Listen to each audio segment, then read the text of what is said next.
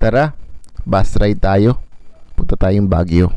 Dumating kami sa Cabanatuan Bus Station bandang 3:30 ng madaling araw.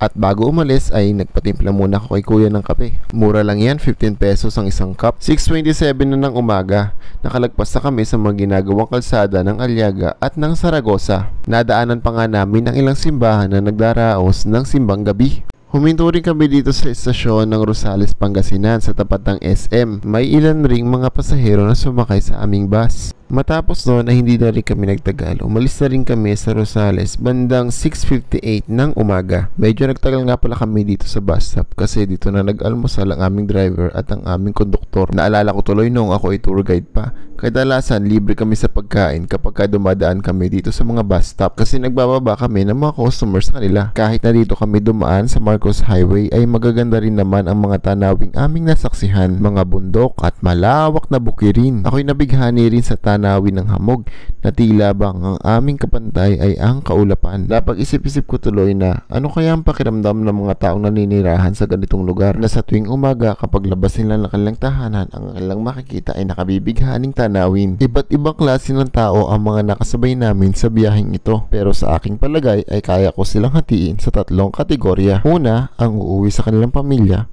Pangalawa, ang papasok sa kanilang mga trabaho.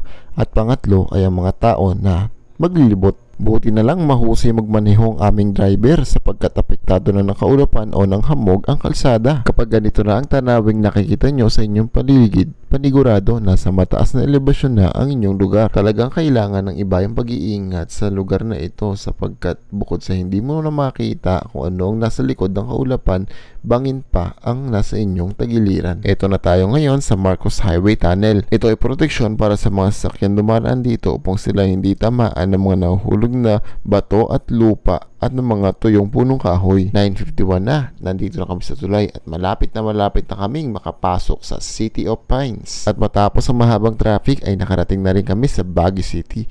Kumain kami sa unang karinderyang aming nakita. Huwag po kayong maingit sa pagkain na yan dahil pakiramdam namin na scam kami. Kung umabot kayo sa parte ng video na ito, maraming salamat sa panonood. Hanggang dito na lang po muna. Bye bye!